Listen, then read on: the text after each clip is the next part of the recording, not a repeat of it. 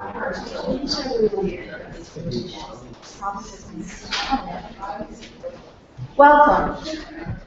I hope that you didn't have too much trouble finding this place. If you're local to Princeton, you probably know where it is. If you haven't had the privilege of being at this location before, thanks to the J. Seward Johnson Foundation, they have provided the funding for the DNR Greenway building and the grounds. And I encourage you to come at another time when it's not raining and enjoy these beautiful grounds and look at travel the trails and read the poetry that's along the trails and appreciate this beautiful spot. And welcome. Today's program will feature Evan Pritchard, who, as you probably know from our material, is a member of the Micmac tribe of the Algonquin Nation of the Native Americans. He has many publications about the Native American heritage, is a well-known author and historian, has just been recognized by the state of New Jersey, by the state of New York, as a historian of the year, I think. And he teaches now at Marist College. He's taught at a number of colleges and universities and is now at Marist College sharing his knowledge of the Native American culture. He became connected with Bob and Brenda many years ago. Most likely you had picked up a publication of Evan's, I think. Back in ancient history. But at any rate, I had read one of his books. At any rate, for whatever prompted Brenda, she got in touch with Evan many years ago and invited him to come to the Pear Lab to participate as an operator in their experiments studying engineering anomalies. And particularly because of Evan's membership in the Algonquin Nation and his knowledge and practice of Native American culture. Baseball. And baseball. That was one I didn't know. And to see if that would have a special effect on the experiments. Well, Evan came and brought his son and sat down and served as an operator, and the results were not anything special. But Evan came back year after year, bringing his son, and developed a lifelong friendship with Bob and Brenda.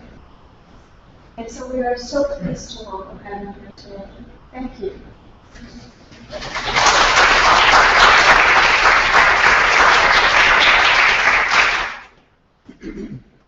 If at any time you can't hear me, just wave and go like this. So I'd like to start with a song. I'll do a welcome song that have a ceremonial aspect to what I do. So I'll just sing the song, welcoming you to Algonquin territory, where we are.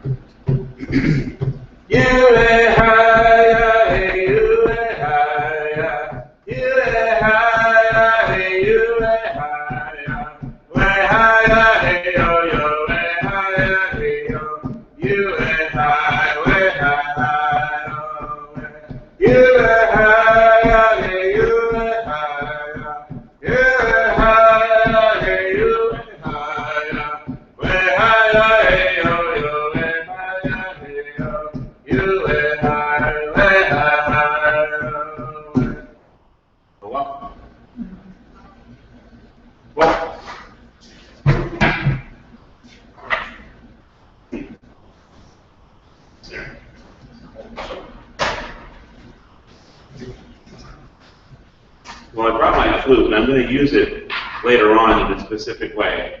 But I wanted to talk to you about the cultivation of consciousness in Algonquin culture and in general Native American culture.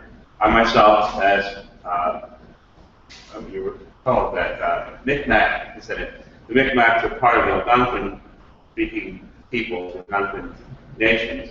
And we have our own way of doing things. So generally when I'm speaking, it's probably true for all Native Americans, but I don't think anybody alive has studied every single tribe. But I have studied every Algonquin-speaking tribe and have met a member of every Algonquin-speaking tribe and have heard every Algonquin language that's spoken.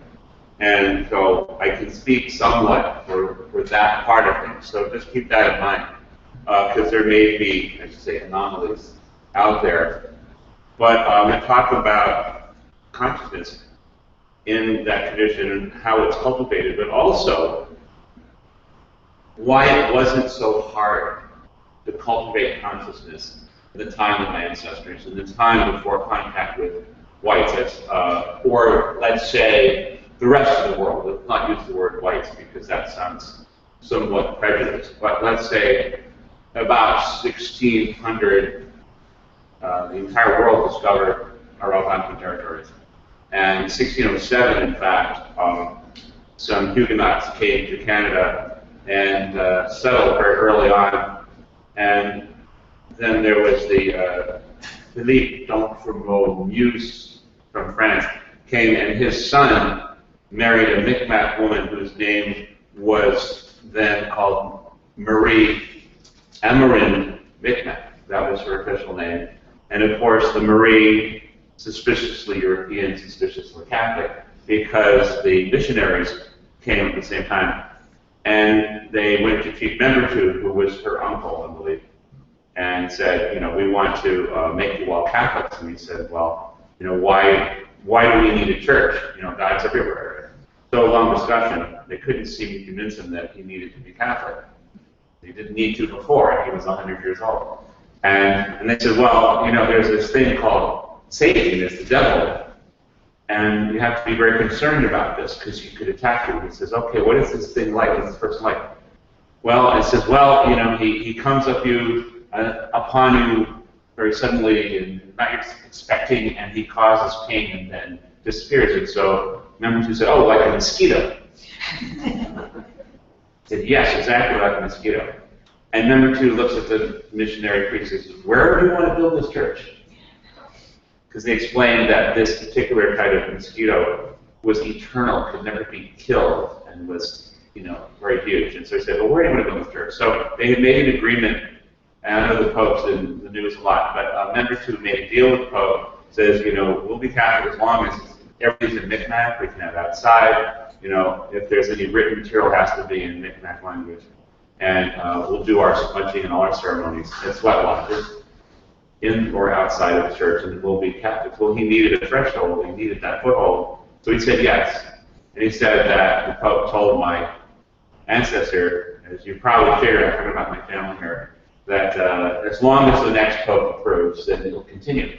So the Church of Membertou continued, and every Pope has approved it, including the current one.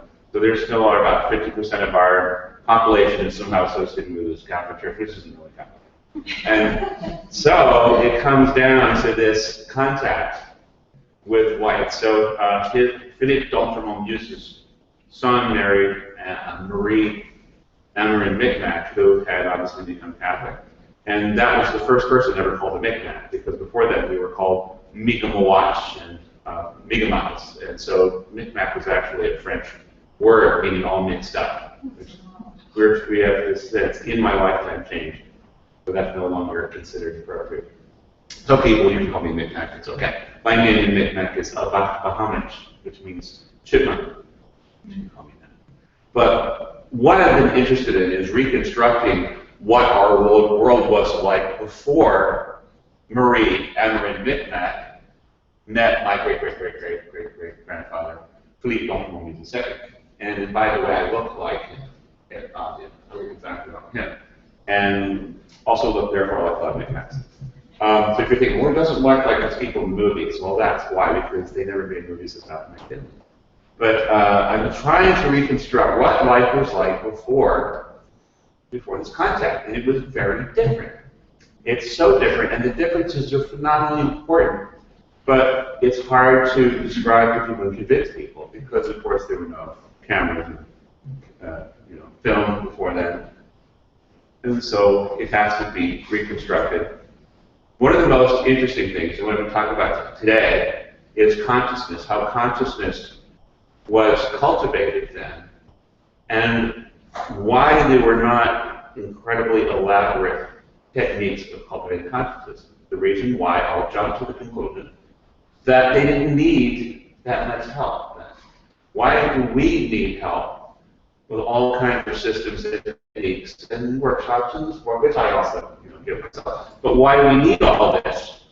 Just to experience the full consciousness of the various dimensions and their various planes and spirit worlds and everything, and the fullness of this life. Well, a lot of things have flown over the waterfall, so to speak, in the last 400 years. And so that's kind of what I want to talk about, because it's affecting me and everyone else.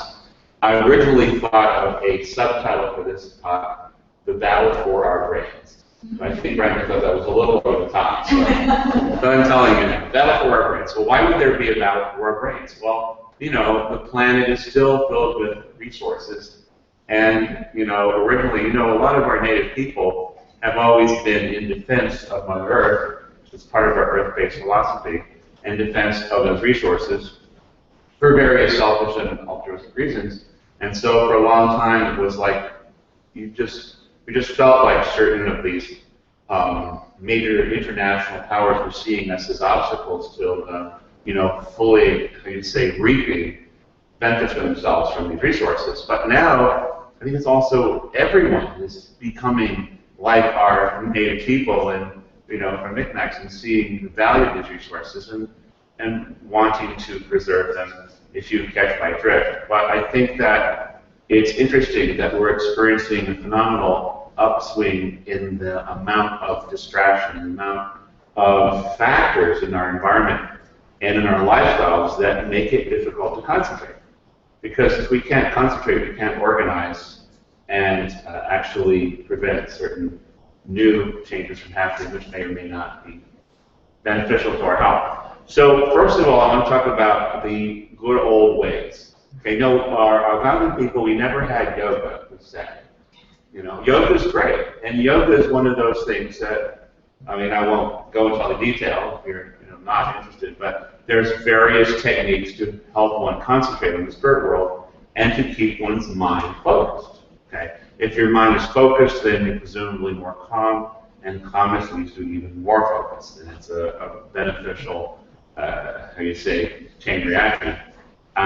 For example, there's mudras, where you hold your fingers in certain positions in order to focus on that, so your mind is relatively undistracted. Because it's universally recognized, it's extremely difficult to keep your mind blank. Is anybody here really good at keeping your mind completely blank? Well, if you said yes, you're probably lying, because it's possible but rare. Not very long. Yes, a short periods of time. Good. Well, some people have quite a bit more ability to blank their minds than others. So each person is different. But generally, it's recognized that it's rather difficult to keep your mind completely blank for long periods of time while being fully aware. So, for example, in yoga, there is some will focus on a light and look at the light that they find within, or they will look at, they will sing a song, or they will chant some mantras, which is a very effective way of string of syllables that are pre-formed or preset that you repeat, and it helps your mind stay blank other than what you're doing. And there's breath meditations. For example, Shine in the Kagyu tradition I've studied, you listen to the breath and you focus on the breath, and all your other thoughts supposedly go away. And of course, even the monks say they don't go away, they come back. And the monks say when those thoughts start barging in, you can just say, oh, thoughts, thoughts, thoughts, oh, thoughts, and then just kind of dismiss them, but don't overreact. There's all these different techniques, and there's the whirling dervishes and the Sufi orders. That is also a way of keeping your mind relatively blank while focusing on that. And by the way, look at your hand and not at the walls because you'll get sick. But if you look at your hand, you won't get sick. It works the whirling. There's all these ways to do this. Well, we also have that. We recognized many years ago that it's important to be able to keep your mind at times as blank as possible, but it's impossible to keep it completely blank.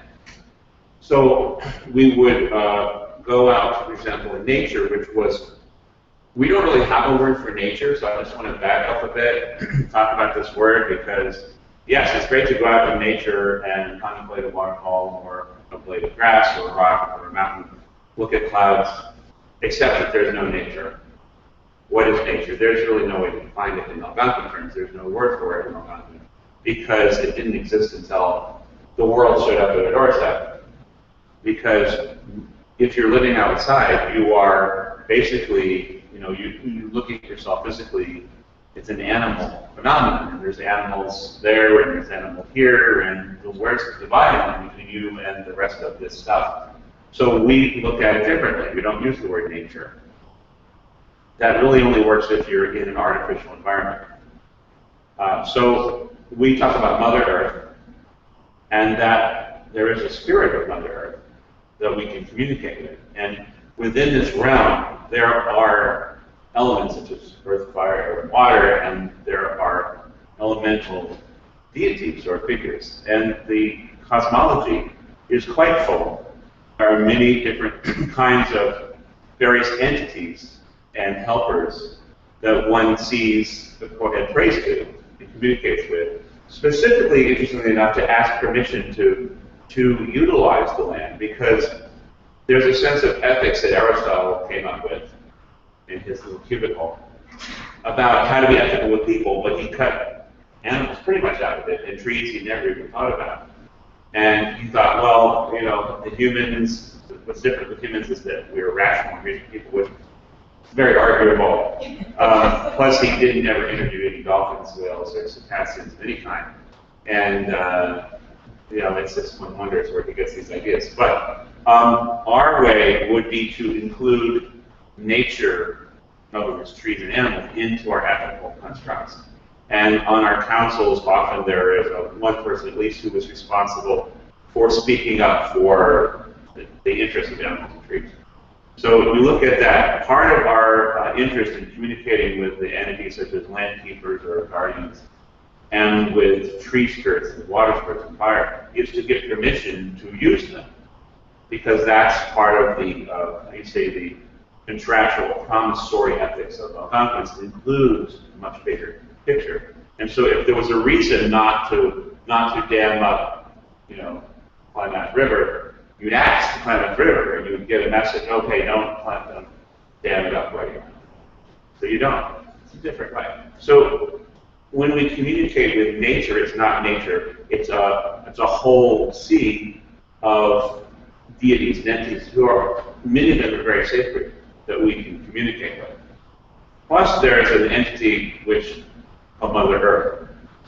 You see the Mother Earth, as we all do, it has a green surface. But we also knew that underneath was a grandmother who was much older, who was made mostly of rocks, and who also had a consciousness. And so the mass of that energy becomes a sphere, but also an entity can be communicated with the surface, the green surface of our mother, but also the whole planet. But there's also an incarnating being, a sort of what you call a female avataric spirit that has inhabited this earth and can be also communicated with in our way. And this being, for example, is one of those that's been around so long and has seen everything that her own consciousness is quite expansive. You imagine she's seen it all, remembers everything. And so communicating with her would expand your consciousness. Or communicating with the spirit of the eagles. The eagles are considered to possess a very high level of consciousness. And so we ask the eagles to help us in our prayers. And when we have a prayer, we give it to the eagle through a song. For example, I'll sing a song that is sung to the eagles that asks them to take the prayers to the sky world and to circle the earth and come back with answers.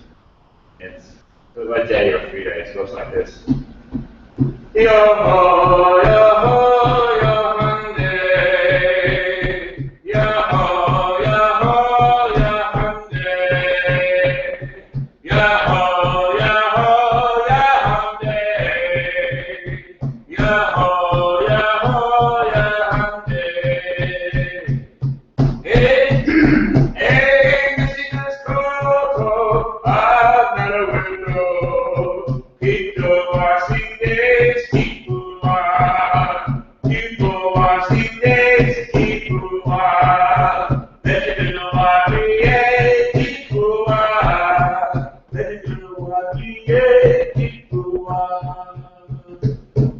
Yahoo, Yahoo, Yahunde. Yahoo, Yahoo, Yahunde. Yahoo, Yahoo, Yahunde. Yahoo, Yahoo, Yahunde. So that's one of the songs that sung of the Eagles to ask them to take the prayers further, but also the consciousness of the eagle is considered to be very vast. We say the word "unkidasi wakin" means to think big thoughts, to expand consciousness, in other words. And so that's considered wisdom, a wise way to go. And we also had a kind of gerontocracy where older people were given preferential treatment, because the theory was that the longer you are here on Earth, the more experience you have, and the more experience you have that you learn from, then you'll become wise by learning from the effects of your actions, and could even see after a full life how those actions would affect 7 generations in the past, because by the time at the end of your life, you've met when you were young, you met your great-grandparents, and of course your grandparents, and then your parents, and then your own generation, you see what goes on with them. And then as you get older, you see your children and the effects of your grandparents and great-grandparents' actions on them. And then their grandchildren, and then their children will be the 7th generation from that person you met when you were little, who was, well, this is great-grandpa.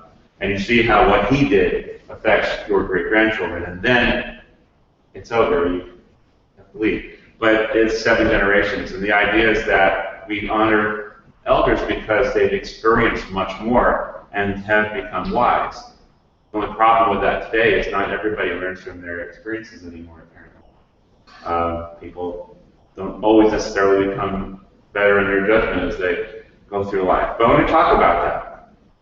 But in the old days, it seems like it didn't take a lot to get one to come to a single focus.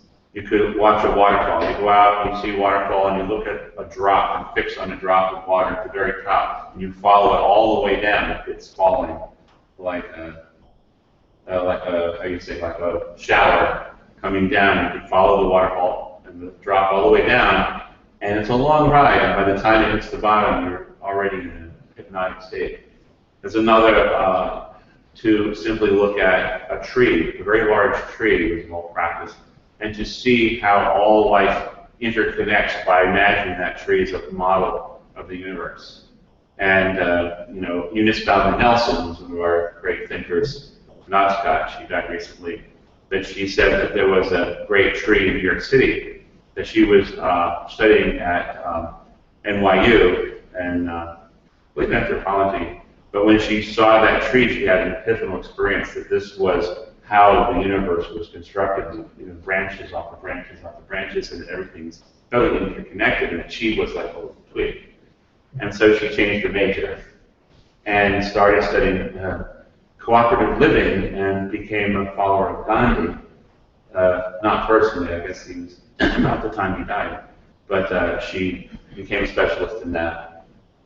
And she was only following our own teachings about it, actually.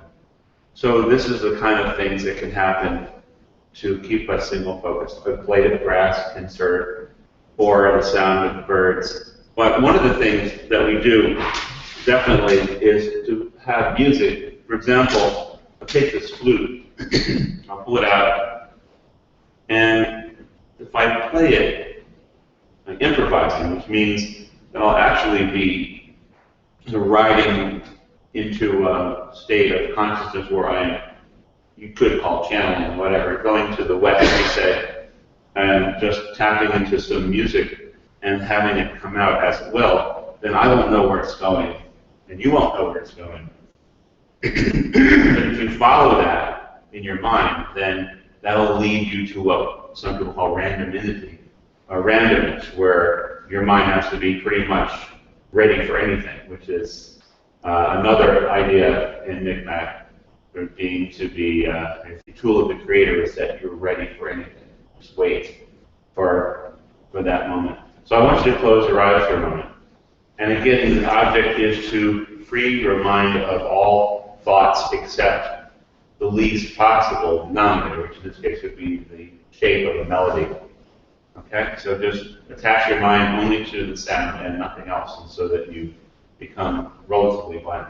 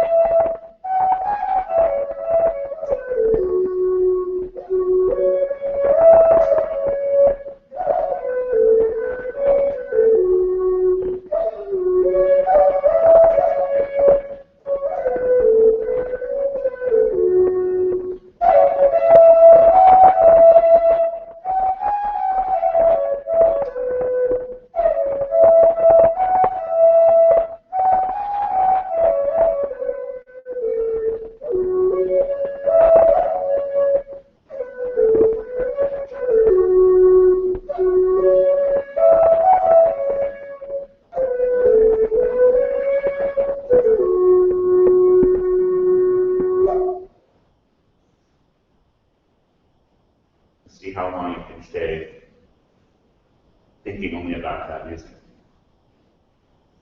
And as you do, try to calm yourself. You can take a breath in. Just try to find a place of peace and harmony in yourself and in the universe by holding on to that music.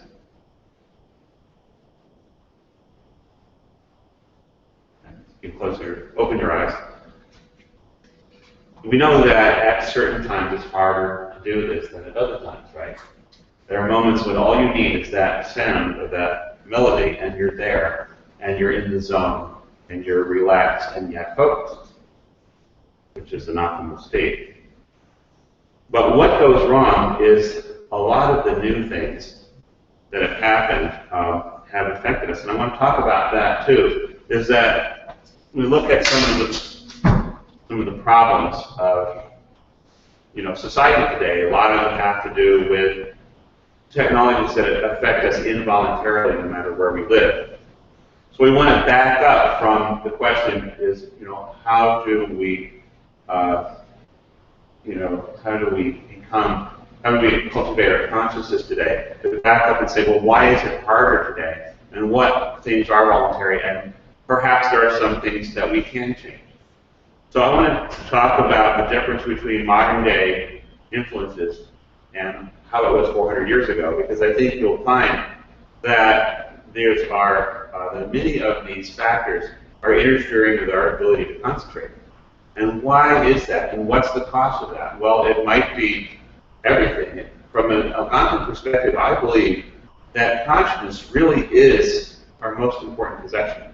And that part of the struggle that is going on for the last several hundred years with Native people could be boiled down to that one factor, that Native people are fighting to retain the freedom of consciousness, the freedom to think as they want to think, to feel as they want to feel. And that is an unexplored area, which I'm going to begin exploring in this talk today, and will someday probably go to it.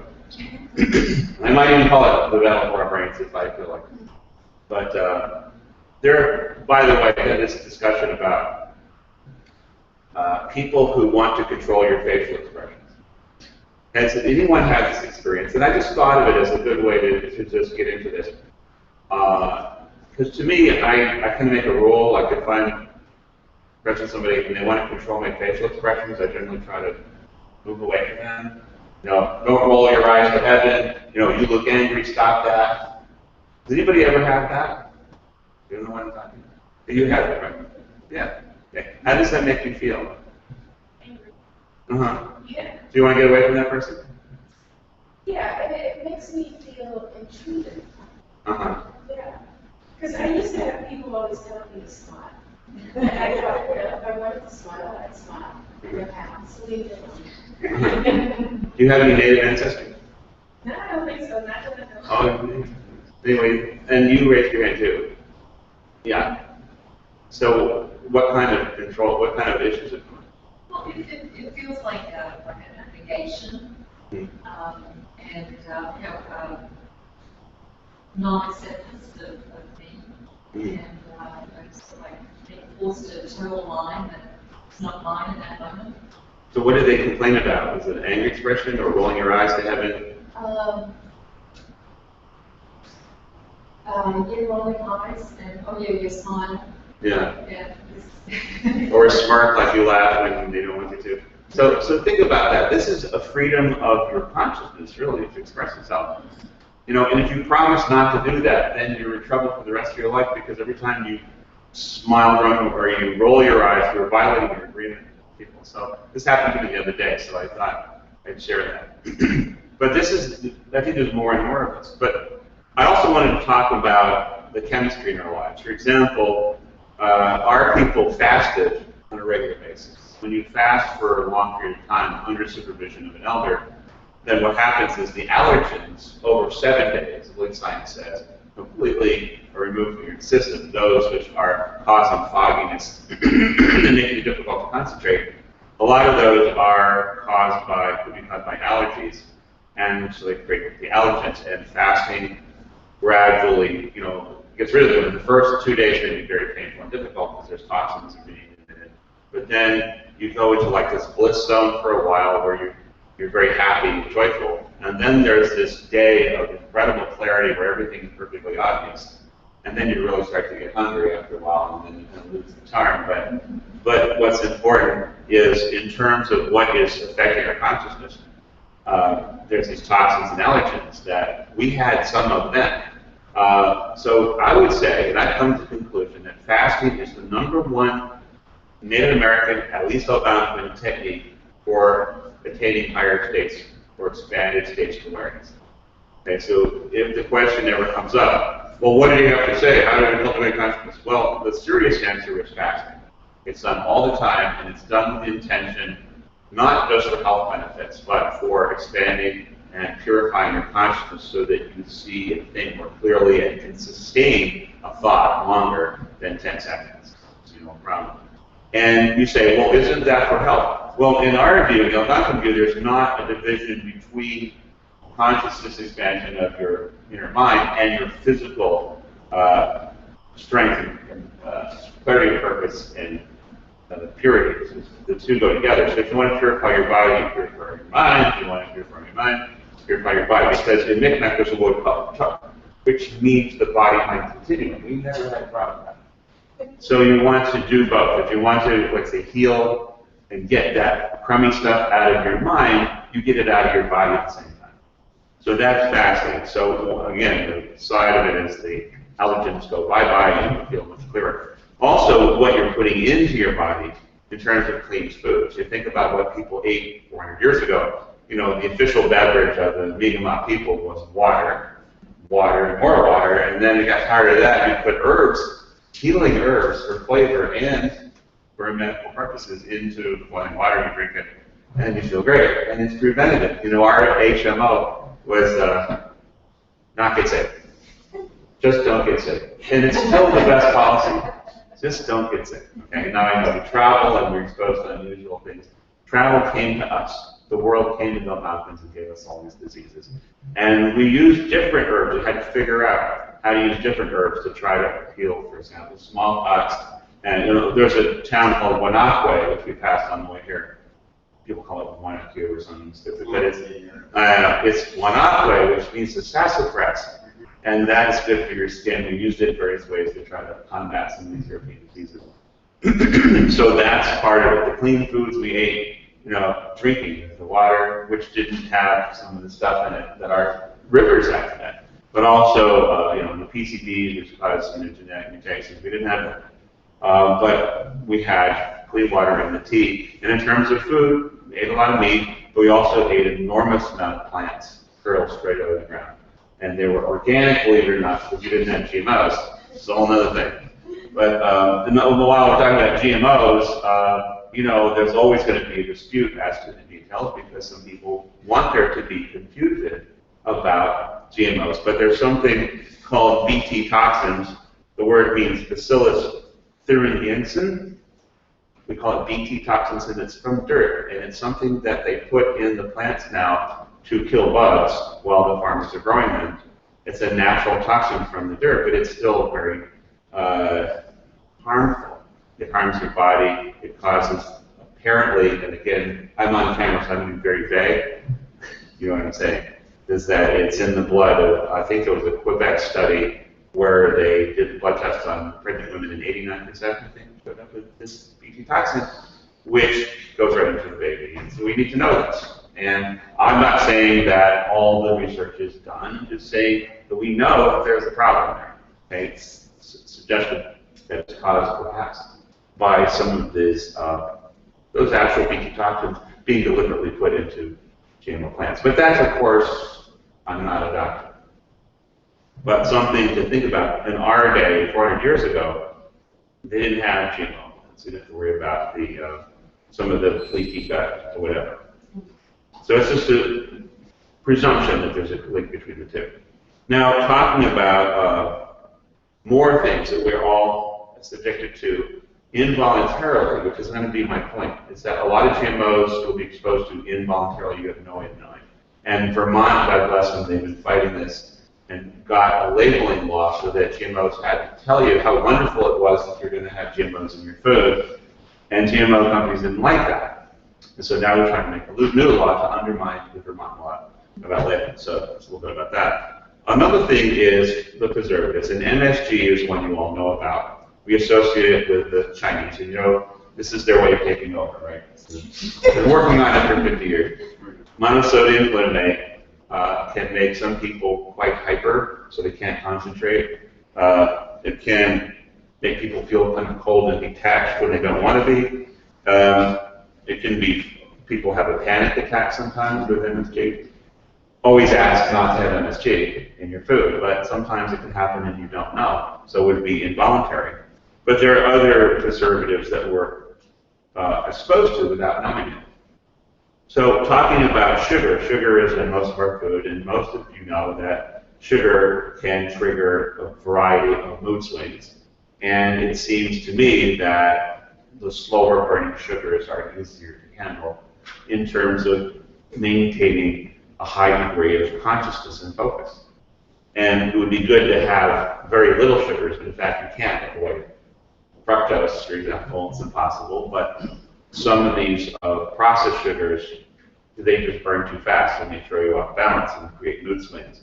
So another thing, in our day, we did have the fructose in our fruit. We did have fruit. We had peaches and plums and probably apples. And maple syrup. We went nuts about maple syrup. And that was a fairly fast-burning sugar, but it took you forever to make it, so it was balanced out. So there's various things about stress. I'm not going to even begin to talk about stress in our environment, but in the old days, believe it or not, 400 years ago, the levels of stress in our daily lives were less. I mean, you figure it out. Now, I want to talk about electromagnetics, because this is very important to me. I do tend to be affected by them. There's all kinds of electromagnetic fields around us all the time, and they can greatly affect your ability to concentrate and to do journeying and focusing or whatever kind of work you're doing. And there's more and more. For example, right now, smart meters are all the discussion. And there was something called a smart meter, which actually emitted enormous waves of electromagnetic energy in order to report back to their the readings back to their readers. And then, so they just changed the name to like Centron. And now if you call and complain, it's like, well, you don't have a smart meter, you have a Centron.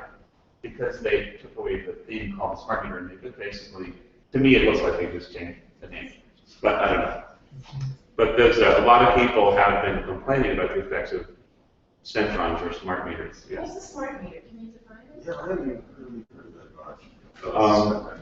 This is a, Andy, do you want to make Yeah, it is a meter that saves them paying somebody from stopping a car, truck, going to the meter and reading it, and then going back and doing it. So it is emitting the signal about electric load in your, and it also emits it 24 hours a day, so that whenever they happen to drive by that month, they literally just drive by and can scan everybody's electrical load patterns.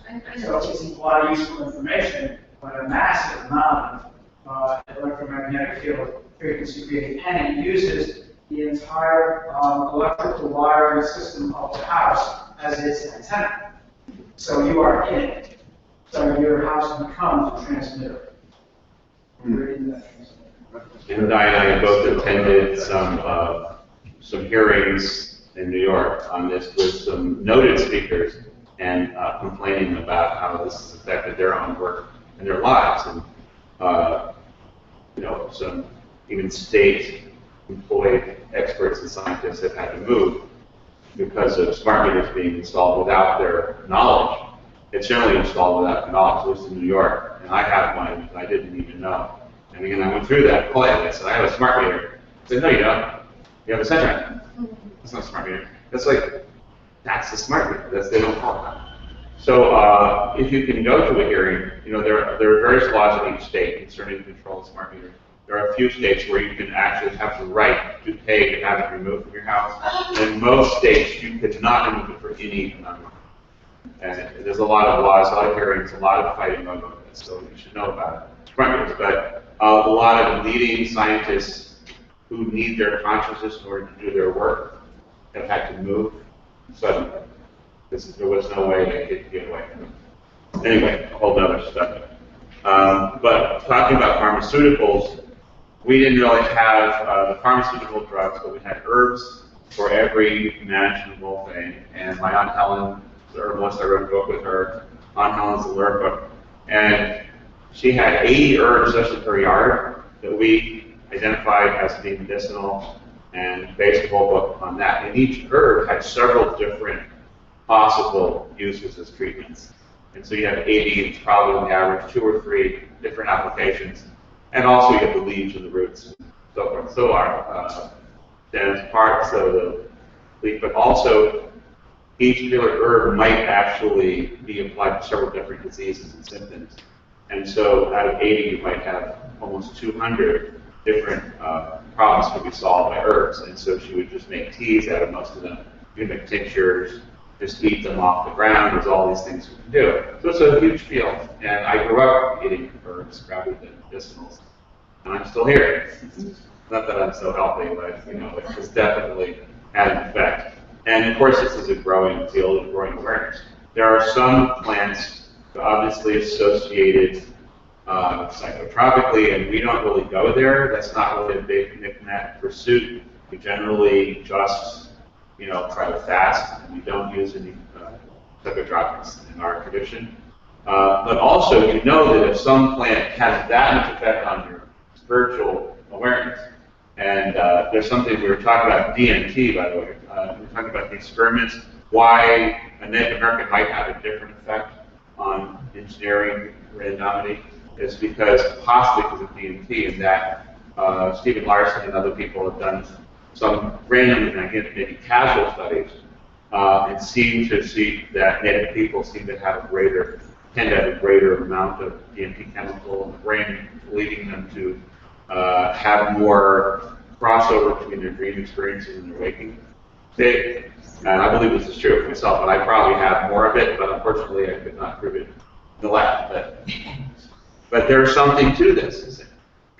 So certain herbs apparently have more of an effect on that. And so if one could be as dramatic as whatever ayahuasca, then you can imagine maybe motherwort really does help make your dreams stronger and clearer. More research needs to be done.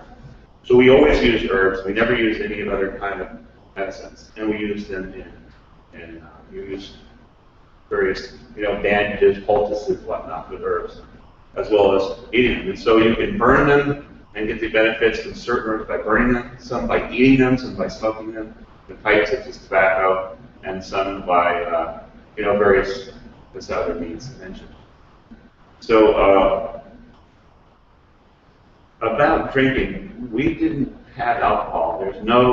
I have not found any indication that Algonquin people had alcohol, although I found a small notation that some Mohawks had made some liqueurs at one point out of the yew tree, and that's one tiny little bit like that. And further west, you find more, like for the Papagos, would use alcohol, but it was very taboo to use it outside ceremony. And improper for the Papago to use an alcoholic beverage outside the ceremony designed to use it. So there's almost no alcohol of that kind. And so when Henry Hudson came to our people, to the Delaware people in Manhattan, and he wanted to apologize to them that his best friend, Robert Jewett, had killed 13 of their mates, that he brought a crepe cup with some rum, the captain's best rum, and he tried it out and showed them how good it died was. In fact, they really, the first guy passed out basically. They thought he had died. But Henry Hudson says, please remain calm and wait. And the fellow came back. Anyway, so then that started the whole rum trade thing. That's not very good. So no alcohol. Now, in terms of pace of life, you know our pace of life is speeding up, right? Seems like it takes, more speed, more work, more concentration, ironically, to keep in the same place. So like Alice in Wonderland. So our pace of life is speeding up. And people are becoming very impatient because they think for some reason the computers are going to make things go faster, when in fact they're not really labor-saving devices. Sometimes they're labor-saving devices. And you sit there and push the button and you expect everything's going to be like this, and then sometimes it is, but a lot of times it just freezes up and you're sitting there. And it's very frustrating, right? But we expect the pace of life to speed up. Well, in the old days, again, I'm speaking about the time of Anne-Marie and Micmac, things were fairly slow paced. People expected that things would take time. And there's studies showing that children who experience boredom are actually often more creative because the boredom forces them to create their own solutions, their own games. My son, we try to encourage him not to be too overly stimulated by TV and all those things. And he created some board games when he was about 8 that we kind of saved. They're pretty clever. And children who are never allowed to be bored often don't develop creativity because the outside stimulus is constantly pouring in. We can imagine how creative children were 400 years ago when there was really nothing out there to do, no baseball games, no internet, no radio. So they would create. And I lived next door to some native kids, and we'd go out and we'd make whole villages in the mud. I know our parents didn't like the mud part, but when the ground was all muddy, it's pliable, and you can get all these little twigs and sticks and you stick them in the mud. And then when you create a village, and palisaded walls and everything, and you put thatched roofs on top, and then the next day the sun comes out, it hardens, and you've got this really nightmare of a lawn to mow, but it looks great. So this pace of life has challenged us. And in terms of concentration, it really is hard sometimes when you're constantly having, phone calls and different entertainment opportunities constantly interrupting you. It's hard to maintain the concentration, which can lead to expansive consciousness. So then I want to talk about, of course, ambient noise and media. We're constantly subject to this. If you work in a public place, you know that you can't turn off the music. It's going to be there. It could be rock and roll. It could be pop. It could be, like I say, who knows? But you can't change it. And so that's involuntary. And plus, there's constant noise when you're walking down the street or in the mall. And so these things distract you and take a layer off of your ability to concentrate, to focus on the higher things. And I think 400 years ago, again, very little of that. Although I have to say that, based on my current experiences and what I've read, they could drum all night, and people would not necessarily be able to sleep through it. And that was fun. So one of the things too is that we are on computers and we're out of shape. Think about what life was 400 years ago. Totally different in terms of our physical activity. There were no cars. We just had boats or we walked. And so walking 20 to 30 miles a day was really ordinary. And that's a tremendous health benefit because you look at what doctors recommend for almost any ailment. Oh, just walk a couple hours a day and it'll be great. You lose weight, your heart will be strong. Well, how many people are doing that these days? But in the native times, everyone walked all day. And so the heart problems were rare. And people often lived to be 100 years old. It was very common. And the Coda records back that up. It was an age of shamanism where if someone wasn't practicing shamanism, they knew somebody they could go to help them with their health problems or their spiritual life, to bring them on a journey into consciously into another realm where consciousness was expanded. In the Algonquin view, there's layers. There's what are called Manitus, which are spirits, very powerful positive spirits, and there's like layers of them. And if whatever you say to this Manitou on this level, he'll or she will tell all the Manitus going all up the ladder to each of the source. Okay? And there's something called Wa, by the way. Wa really implies consciousness, and this is a word we find in almost all the Algonquin languages. It's light, it's beauty, it's joy, goodness, bliss, peace, and that is something that seems to come from this higher realm into our world here. So we all want to cultivate Wa, and this is healing also. And so that's how it fits together with what I was saying. That the shamans will go on the journey, and shaman just means helper. It's not even one of our words. To go to a place where there's more pure of this Wa, and to bring it back into this world, and then to transmit it out to others as a kind of a blessing.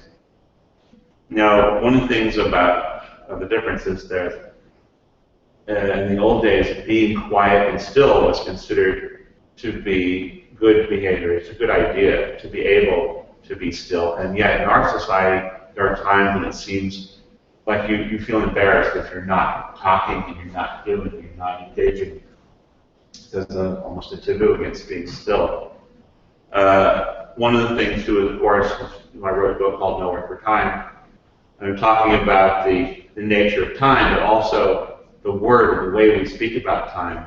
In the old days, there really wasn't a word for time. People could talk about the motion of the sun and moon and day and night, but in terms of minutes and seconds, there really wasn't any such thing. And so people didn't really have a way of saying, oh no, it's only 2 minutes, only until 1 minute. I'm going to be late, I'm late, You were no late. You just waited, things took as long as they took to get there. And so that is a very high, source of anxiety for a lot of people today, especially type A behavior is based on misuse of clock time, but that's in my book. So there's a lot of these things.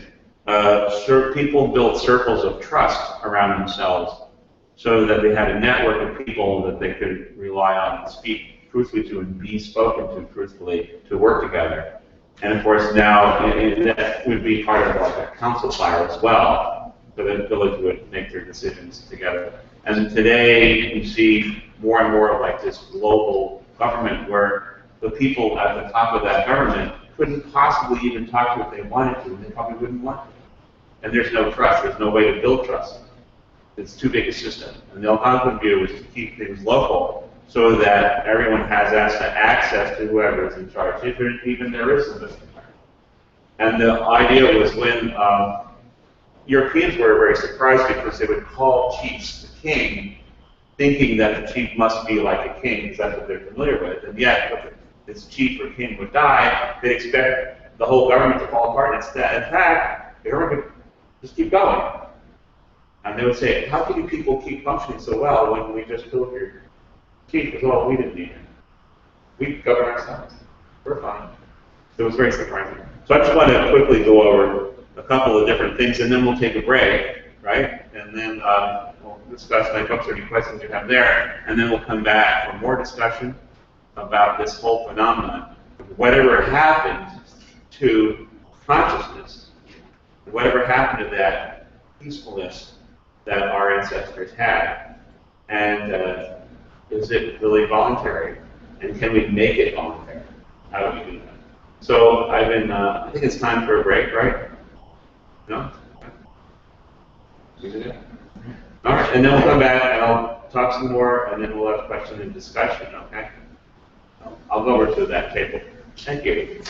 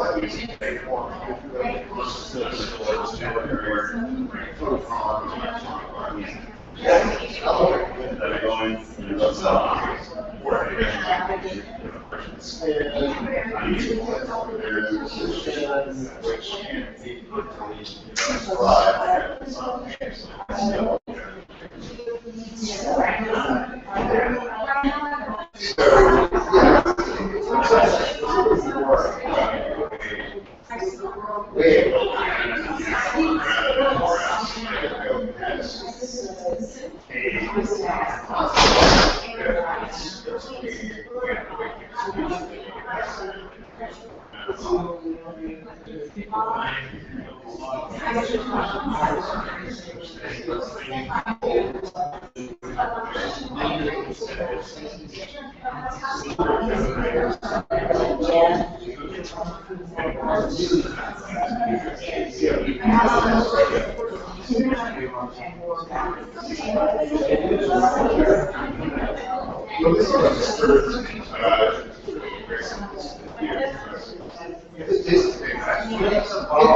doesn't make any sense to me. I'm thinking, what you would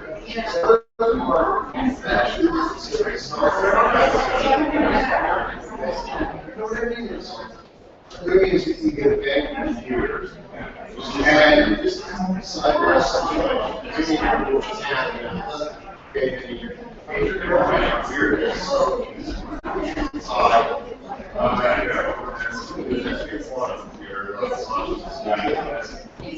they don't see the better because and so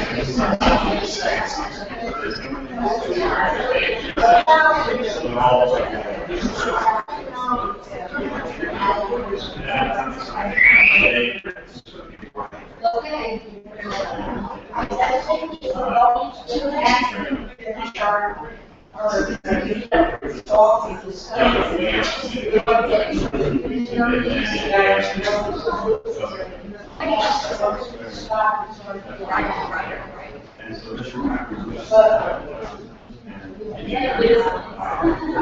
work for a code who has not hoping to take with some of their influence, to do so because they're in great books. I am particularly fond, personally, of the book No Word for Time, which is one of my favorites. But, of course, he wrote that a long time ago. He's written a lot more since then. But once we get back, I'm not going to let too personal myself. And I do want to hear the rest of this session. So we'll have time afterwards to chat and see, shop and whatever.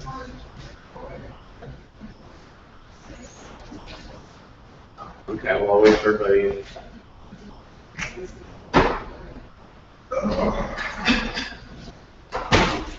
Incidentally, the next book we're going to be publishing is one that you would like. It's a book of essays about Pritchard. Okay, so let me know. What you're on our list. Yes. Okay, so everybody settle in.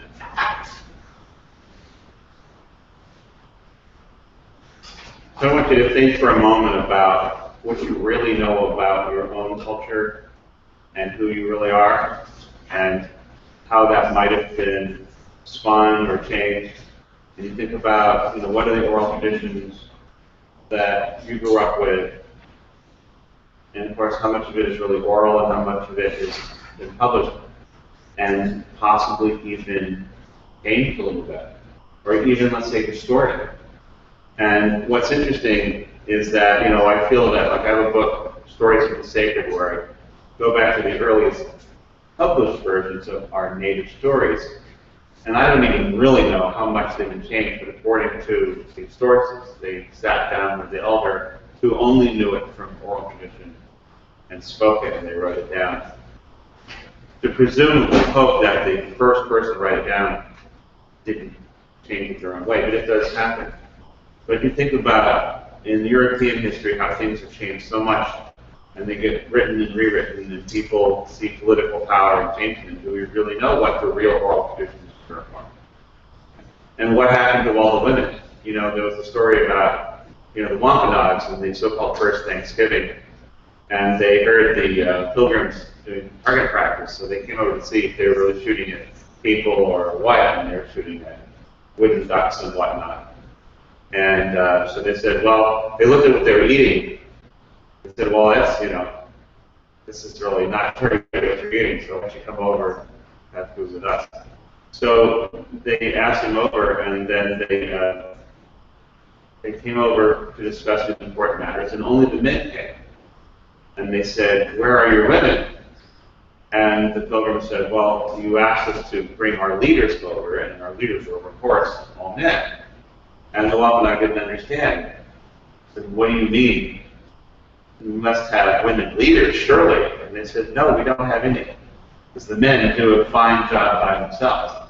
And so the Wampanoag, according to our oral tradition, which may have been spun, said, well, we will give you a gift. The gift is some advice. If you don't have women leaders, then eventually, within a generation, you'll have war. Among yourself or somebody else. Because that's what our experience is. So the pilgrims said, oh, we don't need your advice, we're fine. And of course, within the second generation, it was the second generation of pilgrims that really had a lot of trouble with getting along with each other and with the natives, and led to a very bloody war. And this is not a pitch really for Clinton's election, like anything. But just saying that they had women chiefs and women leaders in the old days in the Algonquin tradition, along with the men, and there was more of a balance. But we look at our stories, and we see, in the Bible, there's a lot of men. Hey, were there women? Yeah, there were women probably doing great things. And if you go really deep into the Bible, you find there are a number of women mentioned who were apparently quite extraordinary, but they get maybe a sentence. Just think about that. Yeah, some of the American myths and stories have been distorted too, but we have people who are continuing along with pure oral traditions who have never even gotten them published. And one of the things that happened was really wonderful. Because I can tell you that, on some of the Washoe stories that showed up, I was mainly going by published sources because the publisher wanted that. And then I got hooked up with a bunch of Washoe, and it was like being on roller skates on a roller coaster in a rainstorm. Because, well, I had put in this little version that I had read in an anthropology book about one of the Washoe stories, and a Washoe person called me up and said, that person had it all wrong. You can't publish that miserable version, which is totally distorted and everything. Let me tell. I said, what do I do? And I just cut it out. He said, no, come on over and have some tea, and I'll tell you how it really went. And so I got all of these stories, more and more and more, and they all went in the book.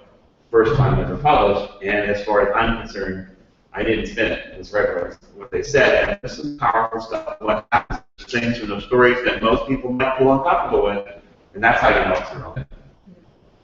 Anything Coyote does is probably going to offend you, and that's fine.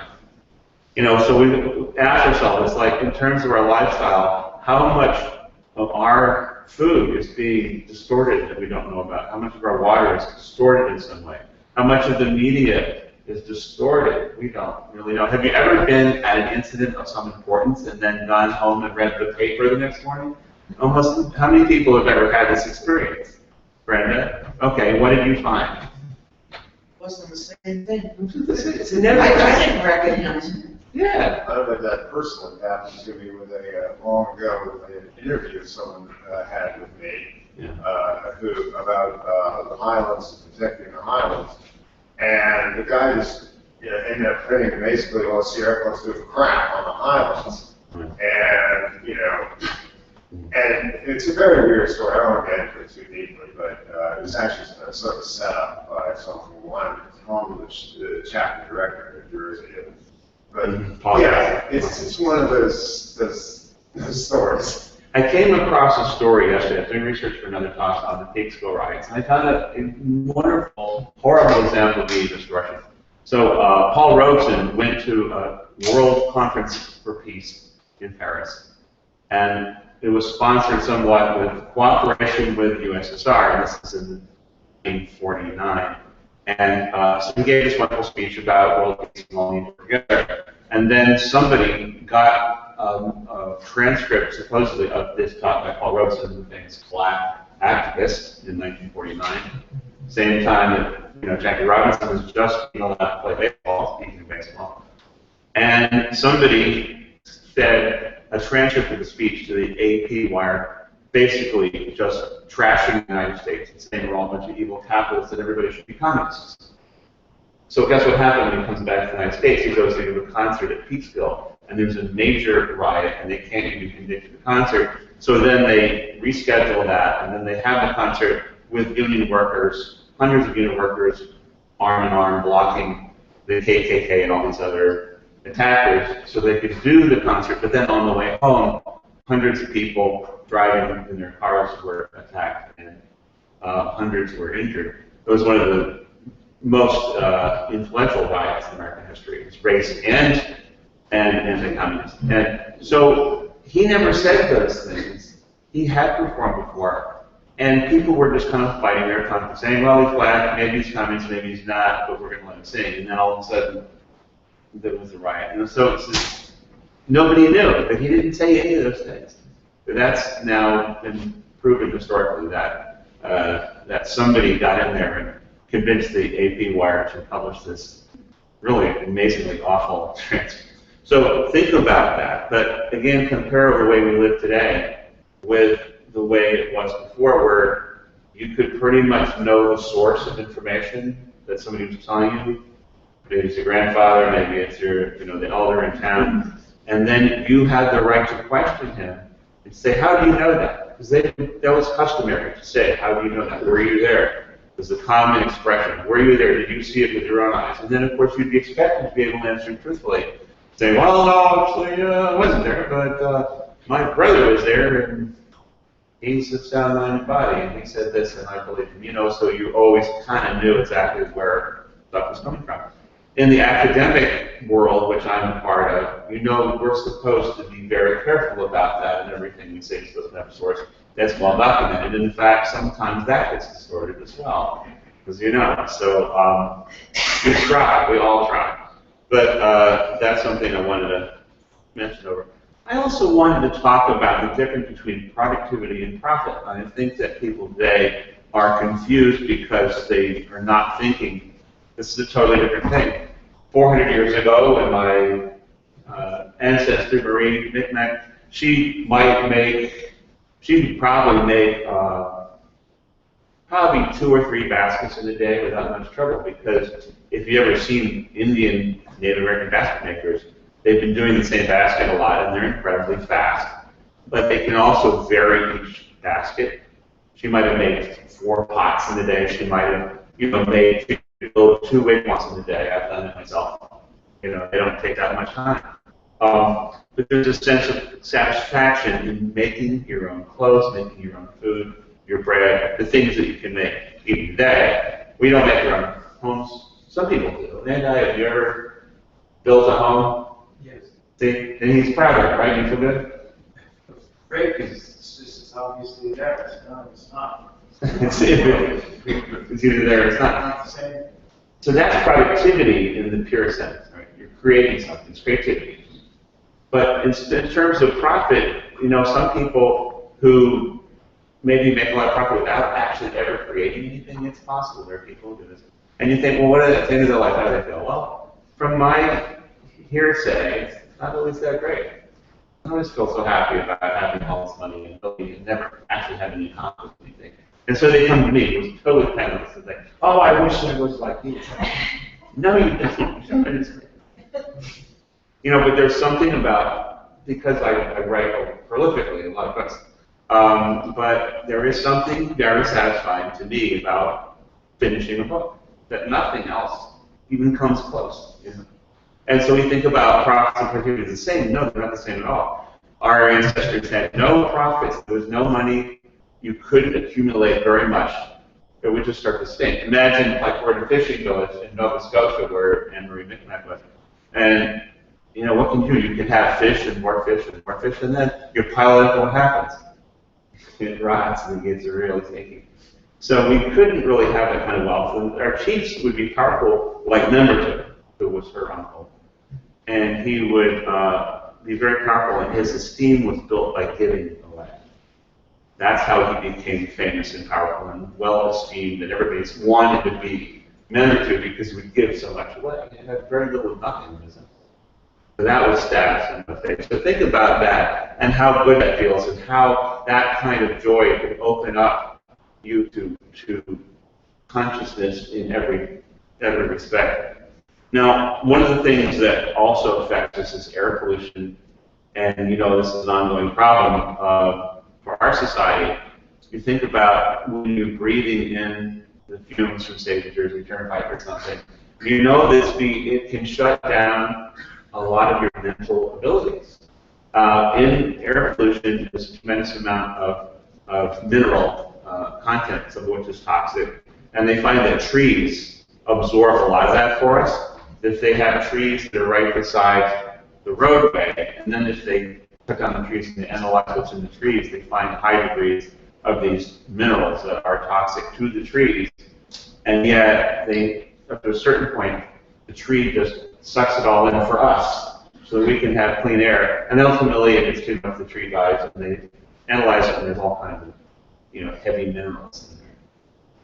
So that's something that we have to thank the trees for. But think about if there weren't trees, what we'd be breathing in would affect our ability to think. And minerals, some of them are harmful for our brains, and they find connections between Alzheimer's and different kind of minerals building up. One of the things too is I have to mention the stress over finances, and I think that's become more and more clear that a lot of people think more and more about money. And in 2008, I had this funny dream where an ancestor of mine from long ago, my Micmac lineage back to number 2, and he was kind of sitting there almost like on a glacier, an iceberg, in a cave in my dream. He said, things are changing. We're going to have another ice age, but this time it's about money. He said, Who knew that money would ever become important? And so I think that's true. I think about that. I think about the way it changes, or could potentially change everything we think and everything we do and everything we make. If it starts to become all about money, then it's no longer about us. It's not ours anymore. It's something else. So it's something to think about in terms of consciousness. How does a severe financial stress affect our ability to take time off, to go on a vision quest, to take a whole day to be completely away from all machinery and all computers and electronics? Because that's one of the things I recommend to people who want to get back to the old ways.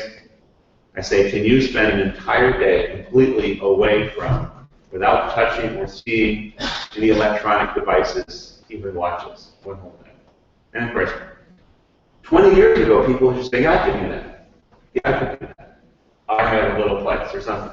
Nowadays, I ask people the same question, and most, especially younger people, say, oh, you gotta be kidding me. That's impossible. Who could ever do that? You know, I'm just saying the truth. So I think in 20 years, you know, the consciousness has changed. But in terms of getting through into other realms, that's what I would recommend. It would be really good to spend a whole day without electromagnetic fields, without machineries, and just wait. There's another technique I'll share with you.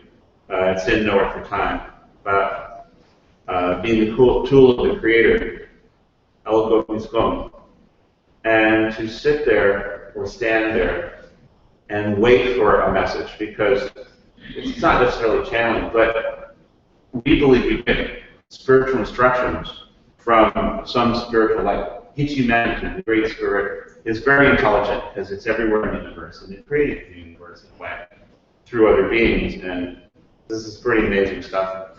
It must be fairly intelligent and maybe have some advice for us. So we sit and we wait for that advice. Well, if we're impatient, okay, we say we're going to sit down and I'm going to wait for enlightenment, like the Buddha did under the tree, and then, okay, minute two, it's been 2 minutes, I'm out of here, forget it. You must be busy, you know.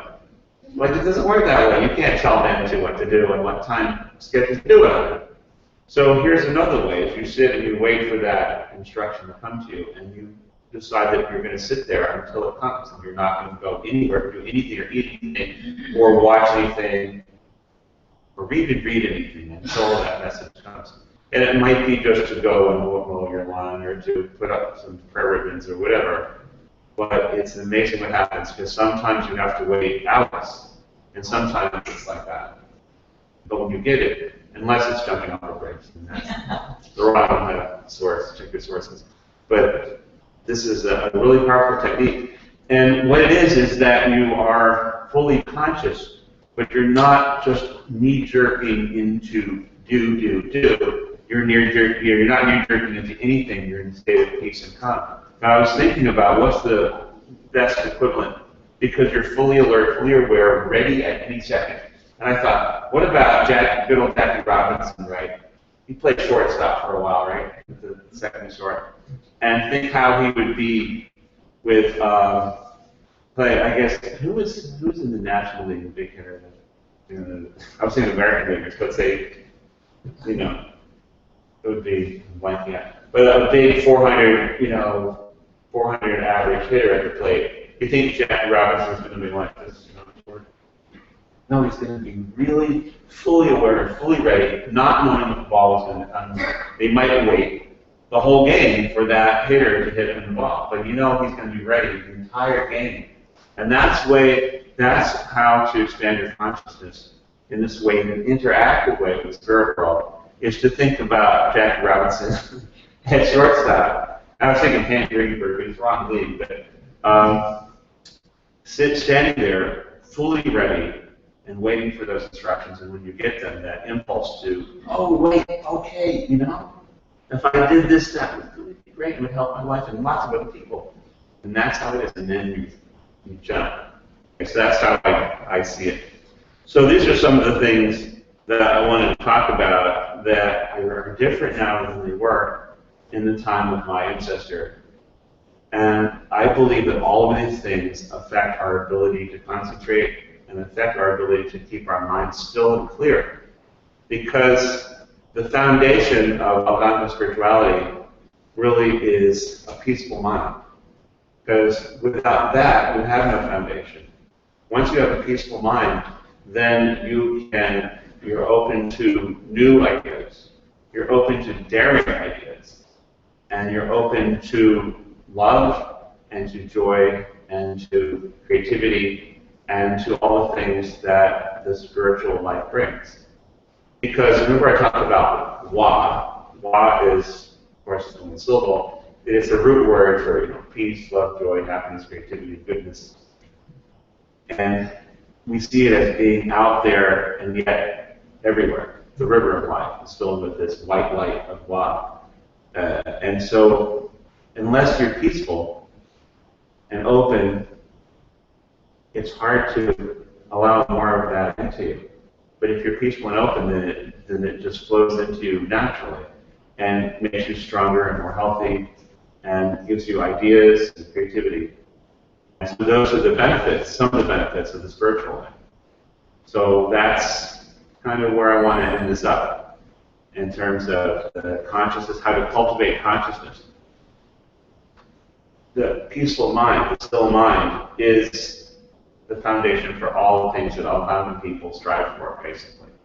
But if you're constantly being bombarded with involuntary interference coming from all of these things I mentioned and much more, then, and I didn't mention education, by the way, about the things that some, not all teachers, a lot of us spend a lot of time trying to make sure that our educational system is educated.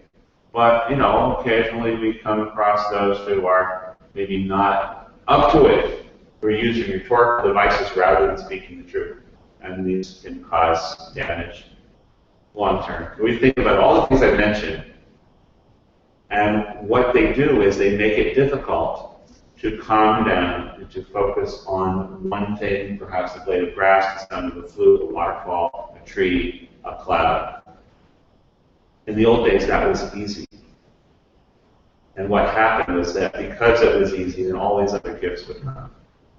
And today, it is hard. And it's hard even for me. And I feel like sometimes that there's a battle for my brain. And it's this intergalactic struggle between good and evil. And you know the whole story. It's like a movie, right? And there's aliens coming in with lasers and the whole thing. And I'm just, kind of going over the top here to make a point. Because I know you all can identify, absolutely sure, that every one of you has had a moment when you felt there was a battle for your brain. And maybe it was from a boss who was trying to play little, power trips with you, whatever it is, maybe it's a professor or fellow colleague. You know what I'm talking about, I'm sure of it. So let's look at that and look at how those struggles affect us. And so yes, we want to be victorious. One of the things that can help us to be victorious in this battle for our brains is to think more like a Native American. Even if you're not, I don't care. But in this aspect, I give you sovereignty. Sovereignty is the greatest gift. What is sovereignty? Okay. Well, it's not what you think. Algonquin society is based on individual sovereignty, which means that we have a direct link to the universe, to all those spiritual beings, direct enough to go through anybody, and that nobody can take that from us. That we have a right to live, we have a right to exist without being subject to someone else's approval for being alive. That's a fundamental right we have, according to Algonquin People, to exist. Okay, so that means that nobody can change your facial expression. So you can't roll your eyes to heaven when I'm around because I don't allow it. Well, sorry, but I have sovereignty on this earth. I have a right to exist.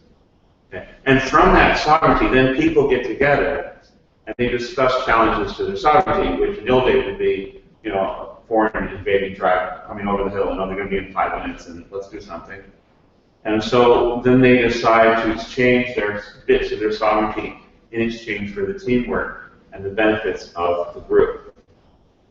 It's a little bit of group thing, you see. So it's a conscious trade-off that they fight for. Okay, I really don't want to give up my sovereignty and my freedom, but I really don't want to be killed by the invading tribes in the east or west.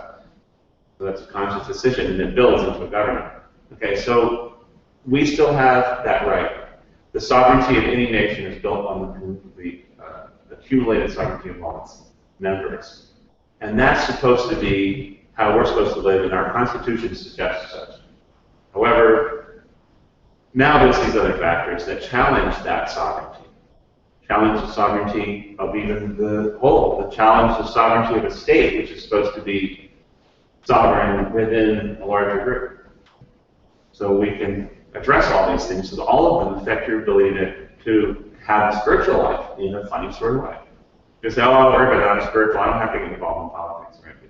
There's no connection. Well, in the native world, there's a very connection, because ultimately, those political struggles lead to impingements on your consciousness. And that's where I'm going to leave it. I want you to encourage you to stand up for your own sovereignty, because it will affect your ability to express yourself spiritually. And that's an Algonquin teaching that I got from my Aunt Helen. Nobody would tell her what to do. Let me tell you. Aunt Helen. She was very political and very spiritual, and I love her, and she taught me a lot. And she was direct descendant of Marie and Marie Micmac. And she said, I'm Micmac, that makes you one too. And so we've got to continue these traditions. And she lived a very independent life for all her other ones. So that's it. And see you later. Let's have some discussion. Thank you.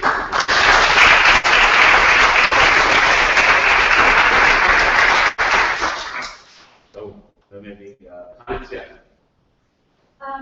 Can you talk about some of the spiritual practices? You talk about some, but sort of ordinary, everyday, ongoing spiritual practices that have been common back in Marie's time or still today? Well, the sweat lodges were done frequently. There were lodges where people got together for special teachings, for the more advanced teachings, and those were the Medewin Lodge, for example, was in existence at Marie Micmac's time in her territory. And the Medewins are still existing today, but they're out in the Midwest. But there are ceremonies within there, and a lot of it's secret. And they use masks and dancing and music and whatnot. But also, there's a ceremony I did yesterday with someone, a ribbon ceremony, where you have a ribbon, there are 6 colored ribbons, and each color represents a different direction. Actually, 7 ribbons, one of them is invisible. The 7 directions, east, south, west, and north, up, down, and then center. And so you take these 7 ribbons, red, white, yellow, black, and then blue and green, and then invisible, and you tie them together, and you tie them to a tree near your house after putting your intentions completely into those ribbons that they embody for those prayers. So whenever the wind comes, it'll move those ribbons, and you see your prayers be activated by the voice of Manitou, which is heard mainly in the wind. So that's the practice. Okay. So what else would there be? Well, I'm thinking that in a Christian tradition, there would be prayers at meals, there would be church on Sundays, there would be special holidays during the year, ceremonies at birth and death. And so I was wondering just about the more mundane ones, our praying at a meal. Well, we always pray every meal, yeah. We emphasize thankfulness.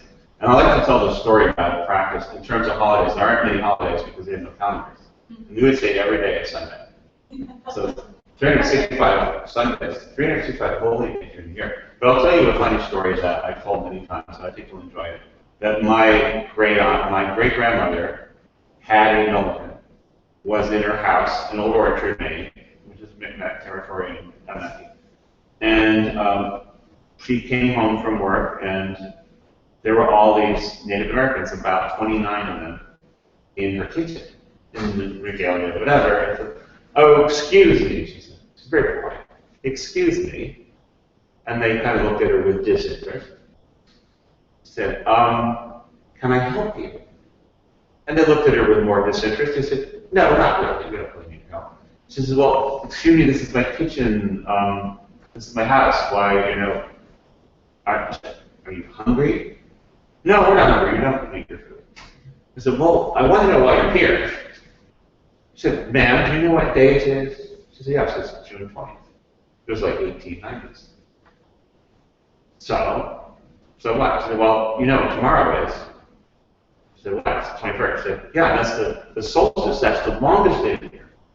And in the morning, the sun is going to come out over that ocean, and there's going to be a red road of light flowing across the top of the Atlantic Ocean. At a certain moment, it's going to hit the shoreline, and that's the sacred moment of the entire year.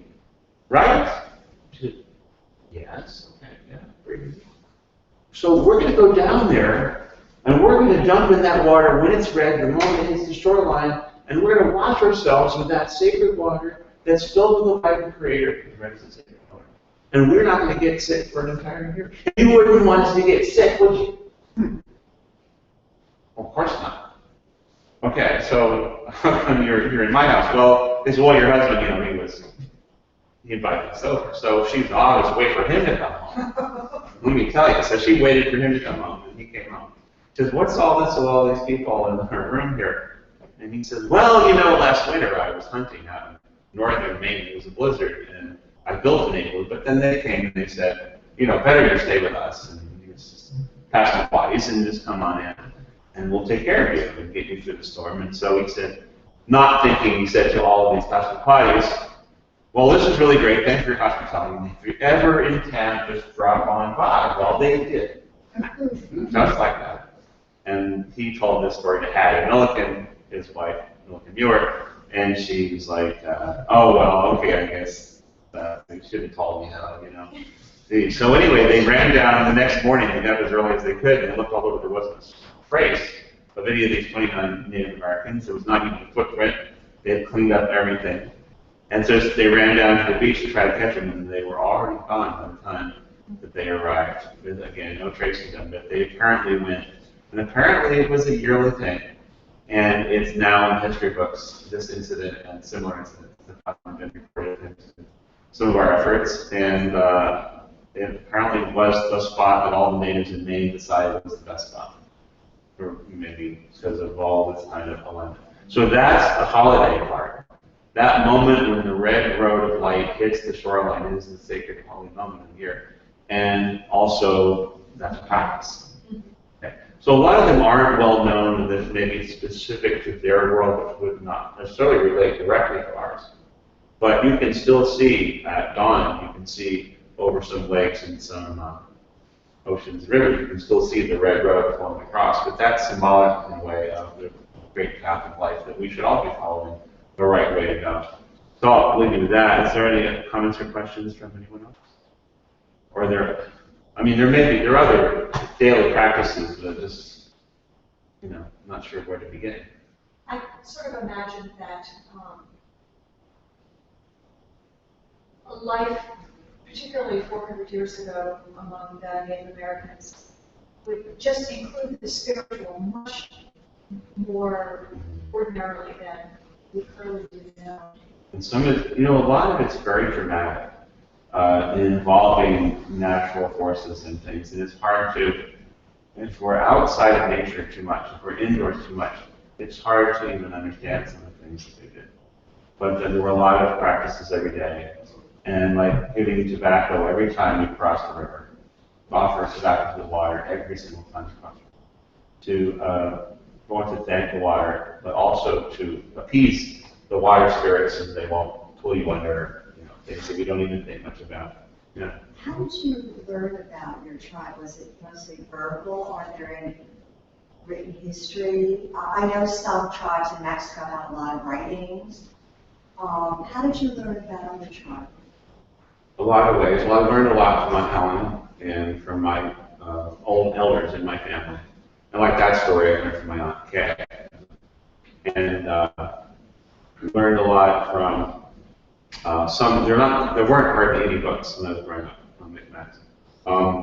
But when my son was about to be born, I felt a lack of understanding. Suddenly I realized how little I knew. So I went up to Canada and I found a medicine man who was completely traditional and pretty much raised in the old ways. And pretty lucky to run into him on a one-shot drive to Canada, but and, you know, he taught me and mentored me, apprentice switched to him, and then I switched over to William Amanda, who was more of a pan-Algonquin leader, and 14 years with him. And then always interviewing and talking to the elders from my books. I learned a lot in that process, so lucky. But doing ceremony, exchanging stories with powwows, I mean, it's a constant. So there weren't any books on Micmacs when I started. And now there are other writers also writing about Micmacs. Yes? Was that guidance like the primary animal considered sacred among all the others? The eagle is considered the most sacred by far. With our tribe in particular, whereas not every tribe, not even every Algonquin tribe, but most of them, honor the eagle, but some relate to the hawk really well. Some relate to wolves. Wolf clan, so that's a special animal, but chipmunk because of my name. And the pine marten, according to creation stories, saved our people from starvation, as the hunt was bad, and so the pine marten said, okay, I'll volunteer. And so they're all sacred in a way, but some are definitely higher on the roll than others. And animals that are not indigenous, they're like Rodney Dangerfield and the Micmacs, they don't get no respect. Cows and cats and all those, they're lovely animals, but Micmacs are like, they're not in our creation stories. Yes? Were you or your people able to consciously communicate with animals or with plants? That's a great question. Yes, the answer is emphatically yes, and that's the basis, part of the basis of our spiritual path and our consciousness. When you look at humans, we try to do everything. We generally do it badly according to our teaching. The humans make mistakes. And, Mark Twain said, humans are the only animal that blushes or needs to. That's kind of a Native American teaching. And he used a lot of our Native teaching. But animals each have a special power, a special ability that we know. I mean, you probably know, if you know an animal, you know what their special abilities are. And you can kind of attract that to you through prayer, through shamanic journeying, whatever, to connect to the spirit of that animal, so that you have that. For example, if you have trouble seeing, you really would be great to connect to an eagle with excellent vision. And some animals, like the possum, is considered very patient, and the fox is considered very quick-minded. Not necessarily good or bad, but it's quick. So if you're slow-minded and things just are not clicking in quick enough for you, you certainly should connect to the fox. And that's part of our spirituality and a part of our way of expanding our consciousness. In terms of plants, that's a whole area that, like Mount Helen, some people specialize in. And women, more than men, get into connecting to plants. There's a Hosqueen in this territory. We're in Lenape territory. And that was, I'm trying to think of the word, there's a word for it, our territory in Lenape, but they talk about Hosqueen, who is the corn mother, also called the Yellow Woman, and she is almost like, in a sense, a super deity over all the plant life and all the abundance of plant life. So they give thanks in the Gunman ceremony to her, to Hosqueen, the corn mother. But what's one way to help if you're working on the plant spirit medicine path? Connect to her to help you. But a lot of women get into that, men can do it too. But to actually speak to the plants and to listen to them and to use them as medicines, it's a whole other complete world to talk about. We do that, yes. Yeah. When they get hunting, did they ask the animals permission to take the animal's life? Yeah, I have an article I'm working on that's coming out in fairly soon with the university press about that whole thing. It's very deep, and that they have very specific ways of doing this, and they would involve it like in the Singways or the guardians of the game, and they would ask permission. Yes, definitely. And there are certain signs they look for. There was a fellow who was a hunter in Michigan. He was formerly further east. And there's a hawk that appears when he's hunting deer. The hawk that comes and flies around the deer to, kind of distract it. And then he feels that permission for him, It's a whole different approach. But yeah, it's always that, and it's definitely a big part of the tradition to ask permission. And you wait to see some kind of sign from that deer or buck, and then you can go ahead and hunt. Yes, you have another question? Yeah, you just mentioned the corn mother, and you mentioned some other spirits that seem to be sort of overlying spirits, and it sort of reminds me of the Hindu idea of the devas that are sort of archetypes for plants or for the particular animal consciousness or something. Is this a similar kind of idea where you can sort of contact the king of the eagles or something like that? Right. There's one called white eagle, and it's not a physical eagle; it's a spiritual eagle, and that's the one we contact in prayer, spiritually. So it is the same, and there's a lot in Garuda. That's the one. But I've always felt a great connection between people of India and our Algonquin people, and I believe there's a historical connection going back many thousands of years to the time of Dwarka, Krishna's time period. The oceans were lower, and so there was more land, and there were more migrations happening. And I believe that there's a historical connection between the people of India and our Algonquin people, who were the oldest people that we know about over here in North America. So I feel that there's plenty. As a matter of fact, I make a connection between Blue Sky and Indra in my book, Native American Stories of the Sacred, as there's stories about Indra that are just like stories about Blue Sky. And it's the same in every detail, except all the words are changing. Evan? Yeah. We're going to have to close with that very tantalizing suggestion. Maybe we can have you back. But we are facing some time pressure, and I want to give you a chance to make sure that you've seen Evan's books, and to thank you so much again for coming. You're welcome.